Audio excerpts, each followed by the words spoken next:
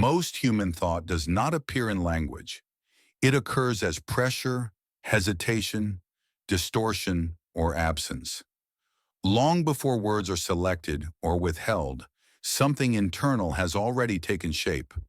Across cultures and historical periods, people have described this interior remainder, the thought that never reached speech, the judgment interrupted before formulation, the impulse recognized but left unnamed. These unspoken thoughts are not rare anomalies. They are the dominant form of cognition. Speech, by comparison, is a narrow extraction. What remains unspoken does not disappear. It accumulates, and over time, it leaves traces, sometimes more reliable than what is said aloud. Human identity has long been studied through expression, beliefs declared, values articulated, actions justified. Language became the preferred evidence of selfhood because it was observable, recordable, and transferable. Yet most psychological activity never crosses that threshold. Early introspective psychologists, before behaviorism narrowed the field, were already aware of this imbalance. Wilhelm Wundt noted that conscious verbal thought represented only a fraction of mental life, but the discipline quickly abandoned that complexity in favor of what could be measured. What could not be reliably spoken was treated as secondary. Modern cognitive science would later confirm the asymmetry. Pre-verbal processing, effective evaluation, and rapid associative judgment occur faster than linguistic formulation. By the time a sentence is formed, the evaluation has already happened. But this created a structural blind spot. If identity is inferred primarily from what people say, and most thinking never becomes speech, then identity is being measured at its least representative point. Historically, cultures responded to this gap differently. In classical Greek thought, inner speech was distrusted. Plato warned that unchecked internal dialogue could destabilize the soul, not refine it. Speech required discipline because thought itself was already volatile. By contrast, early Christian monastic traditions treated unspoken thought as morally significant. The logismoi, intrusive, pre-verbal impulses, were considered the true battleground of character, more revealing than confession. What mattered was not what was admitted, but what repeatedly appeared uninvited. Modern secular psychology inherited neither caution fully. Instead, it developed a habit of treating unspoken thought as incomplete speech, something waiting to be expressed rather than something structurally different. That assumption shaped how identity would later be understood. A common interpretive framework emerged, that unspoken thoughts represent a deeper, more authentic identity. What is said is filtered. What is thought but not said is presumed to be closer to truth. This idea appears across multiple traditions. Romantic philosophy elevated interiority. The true self was located not in social performance, but in private experience. What could not be spoken was often treated as more sincere, precisely because it was unpolished. Sigmund Freud, despite frequent simplifications, contributed to this elevation. The unconscious was not merely hidden, it was formative. Slips, hesitations, and omissions were not noise, but signal. Later interpretations extended this logic. If a person repeatedly thinks something, but never says it, the thought is treated as revealing, a suppressed belief, a denied desire, a concealed identity. Silence becomes evidence. This interpretation is compelling because it feels corrective. Public identity is constrained by norms, consequences, and self-presentation. Private thought appears freer, less compromised. But this framework quietly assumes something critical, that unspoken thoughts are stable representations of belief. That assumption is rarely examined. Unspoken thoughts are often fragmentary, provisional, and reactive. They arise in response to context, not commitment. They are frequently contradictory, situational, and unintegrated. Yet the interpretive framework treats them as disclosures. A thought that never survived articulation is elevated to identity status, even though articulation itself is one of the primary mechanisms by which humans test, refine, and discard ideas. The private self becomes the real self not because it is more coherent, but because it is less examined.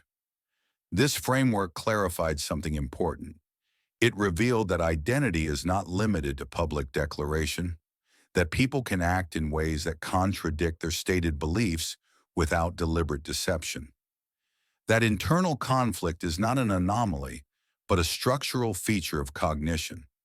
It also disrupted simplistic moral accounting. Good intentions spoken aloud were no longer sufficient evidence of character. Internal patterns began to matter. However, the cost emerged gradually. When unspoken thought is treated as identity evidence, temporary mental events acquire disproportionate weight. A passing impulse is interpreted as a hidden truth. A socially unacceptable thought becomes a moral indictment. A momentary internal reaction is treated as a stable trait. This destabilizes identity coherence. Instead of being formed through repeated action, reflection, and revision, identity becomes inferred from mental residue. The self is no longer something constructed over time. It is something excavated. This shift creates a paradox. Because unspoken thoughts are continuous and often involuntary, identity becomes permanently unstable. There is always another thought that could contradict the last. Rather than resolving uncertainty, the framework multiplies it. It also erodes agency in subtle ways. If unspoken thoughts are treated as revelations rather than raw material, the individual is positioned as a passive container of truths rather than an active participant in self-formation. What one thinks becomes more significant than what one chooses to do with those thoughts. Historically, this mirrors an older theological tension. In certain strands of medieval moral theology, temptation itself was treated as evidence of corruption, regardless of resistance. The thought counted, even when action did not. That model produced anxiety, not clarity. Modern psychological interpretations risk recreating the same structure without the metaphysical language. Carl Jung is often cited in defense of the unspoken equals authentic view. Yet Jung himself warned against conflating unconscious content with identity. In Ion, he noted that unconscious material is compensatory, not declarative. It emerges to balance consciousness, not to define it. Modern interpretations often reverse this. They treat unconscious or unspoken thought as primary and conscious identity as derivative. This creates a contradiction Jung did not endorse. Where Jung saw tension, modern discourse often sees revelation. Where he emphasized integration, later interpretations emphasize exposure. The distinction matters. Unspoken thoughts were never meant to be identity conclusions. They were meant to be indicators of imbalance, context, or unfinished processing. When that limitation is ignored, the theory becomes extractive rather than analytical. The framework fails most clearly when applied universally across contexts and populations. Unspoken thought varies dramatically depending on environment, threat level, and social consequence. In high surveillance or high-risk cultures, silence reflects strategy, not repression. In hierarchical systems, unspoken thoughts are shaped by power, not authenticity. Modern audiences often misapply the framework by assuming psychological safety where none exists. A thought not spoken in one context may reflect fear, calculation, or respect, not hidden belief. The framework also collapses under cognitive load. Much unspoken thought is not belief at all, but noise, automatic associations, memory fragments, emotional echoes. Treating these as identity markers over-attributes meaning. The failure becomes most visible in digital environments. Private thoughts are increasingly externalized through algorithmic prompts, anonymous platforms, and pseudo-confessional spaces. Yet these spaces still select for performance, not authenticity. What is expressed is still filtered, just differently.